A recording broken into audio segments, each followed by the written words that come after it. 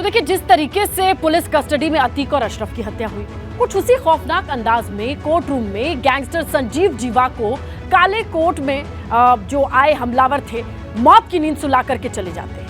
संजीव जीवा पूर्वांचल का आतंक था, मुख्तार के करीबी रिश्ते थे उसके।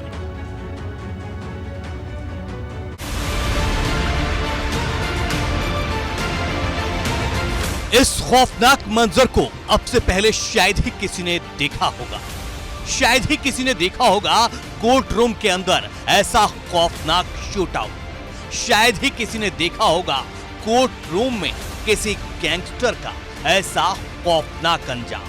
तस्वीरें देखिए, ये ठीक शूट आउट के बाद की है, जब गैंगस्टर संजीव जीवा को कोर्ट रूम में वकीलों के ड्रेस में आए 4 से 5 हमलावरों ने गोलियों से छलनी कर दी। देखिए, ये वही संजीव जीवा है जिसे मुख्तार का करीबी बताया जाता था। कोर्ट के भीतर देखिए, कोर्ट के भीतर पहुंच गए और कोर्ट रूम के भीतर, ये सबसे बड़ी चौंकाने वाली बात है। अभी तक कोर्ट के भीतर होती थी, आज कोर्ट रूम के भीतर है। ये संजीव जीवा के खून के निशान है। कुख्यात अपराधी माफिया डॉन संजीव जीवा के खून के निशान है। यहां उसको गोली मारी गई थी। खून से लथपथ पूरा कोर्ट परिसर है। पूरा कोर्ट परिसर खून से लथपथ है। यहाँ कागज फैले हुए हैं और अंदर पुलिस बैठी हुई है। सभी लोग यहाँ से भाग चुके हैं जान बचाने के लिए। जिस तरह से गोलियां चली हैं, वो ताबड़तोड़ गोलियां चली हैं। कागज पड़े हैं, पेन पड़े हुए हैं और खून फैला हुआ है चारों तरफ कोर्ट परिसर में। खून। वकीलों की ड्रेस में आए हमलावरों ने कुख्यात अपराधी संजीव माहेश्वरी उर्फ जीवा को गोली मार दी। एक बच्ची और 2 सिपाही समेत 5 लोगों को भी गोली लगी है, जिसके बाद तो कोर्ट में कोहराम मच गया। संजीव जीवा की क्राइम कुंडली से गुनाहों की दुनिया में उसके कद का अंदाजा लगा सकते हैं। वो पश्चिमी यूपी में अतीक अहमद जैसा रसूख रखता था। संजीव जीवा पर ब्रह्मदत्त द्विवेदी की हत्या का आरोप था, लेकिन उसके गुनाहों की कहानी का इतना खौफनाक द एंड होगा, ये शायद गैंगस्टर संजीव जीवा ने भी नहीं सोचा होगा। हालांकि संजीव जीवा की कोर्ट रूम में हुई हत्या के बाद वकीलों ने हंगामा शुरू कर दिया और धरने पर बैठ गए। जिला न्यायाधीश में ठीक है, एक आदमी अधिवक्ता की कपड़े में पहन के आके गोली मार देता है, जब यहाँ पे हम आम अधिवक्ता भी सुरक्षित नहीं है, यहाँ पे मौकिल भी सुरक्षित नहीं है। यहाँ सुरक्षा कोई व्यवस्था नहीं है। मैं इससे पूर्व में कई बार तो यहाँ पर गोलियां चल चुकी हैं, कोई नई बात नहीं है। आम अधिवक्ता पैसे ही भराया हुआ, बताइए यहाँ पर अवैध तरीके से लोग जाके बैठ जाते चेंबर्स में, तमाम तरीके के। मुझे इस गोलीकांड से दहशत फैल गई है। हम जूनियर के अंदर की हम कैसे करेंगे? जिस कोर्ट में हम वकील आदमी, हम वकील लोगों को न्याय दिलाते हैं, उसी कोर्ट में सवाल पुलिस और प्रशासन पर भी उठेंगे। उठना लाजमी है, क्योंकि अतीक और अशरफ की पुलिस कस्टडी में हुई हत्या के करीब 50 दिन बाद ये उससे भी खौफनाक हत्याकांड है, क्योंकि हत्यारों ने कोर्ट रूम में घुसकर खौफनाक मर्डर को अंजाम दिया। Bureau report, ABP Ganga.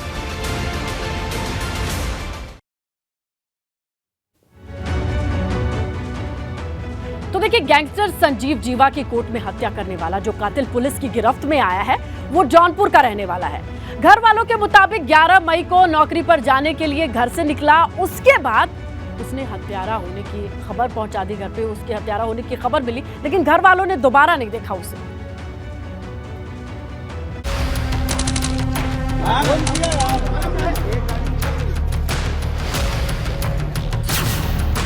Court room में काले कोट वाला कातिल, वकील की ड्रेस में गैंगस्टर का हत्यारा, संजीव जीवा का कातिल जौनपुर वाला। इस मासूम से चेहरे के पीछे खौफनाक कातिल छिपा है, जिसने कोर्ट रूम में सूबे के खतरनाक गैंगस्टर और कभी माफिया मुख्तार का शार्प शूटर रहे संजीव जीवा को गोलियों से छलनी कर दिया। इस खौफनाक हत्याकांड को अंजाम देने के बाद जब काले कोट वाला ये कातिल भागने के फिराक में था, इसी दौरान वकीलों ने इसे दबोच लिया।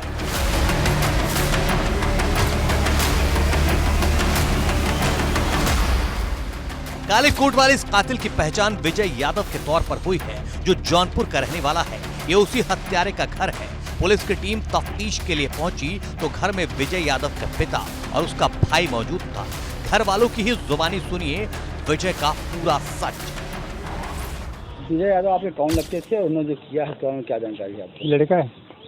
क्या उन्होंने क्या कांड किया, जानकारी मिली आपको? जानकारी हमको नहीं मिली, सब मोबाइल में दिखाए तो मालूम पड़ा। क्या पता चला? किसी को मारा है। क्या करते थे विजय?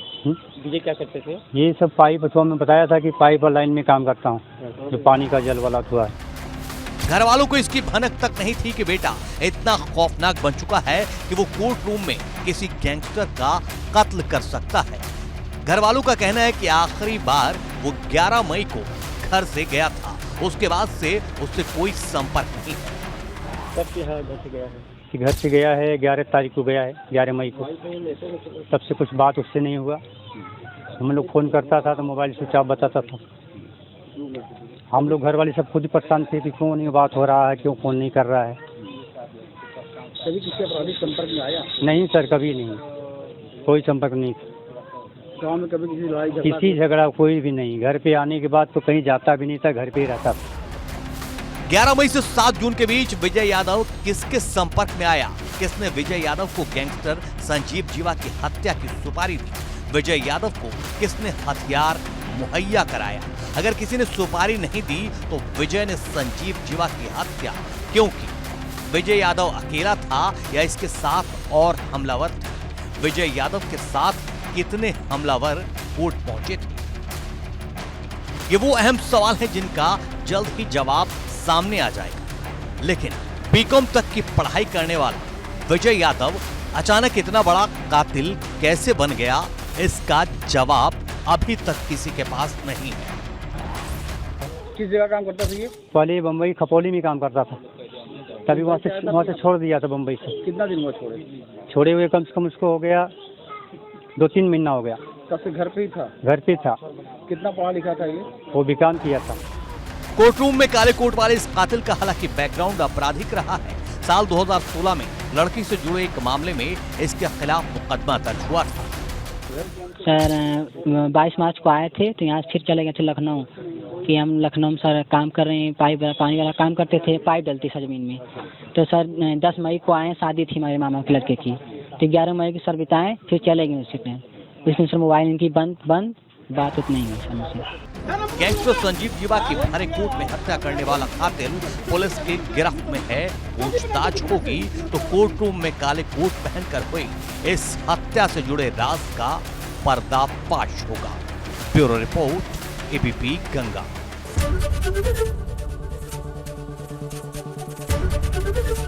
एबीपी गंगा, खबर आपकी, जुबान आपकी।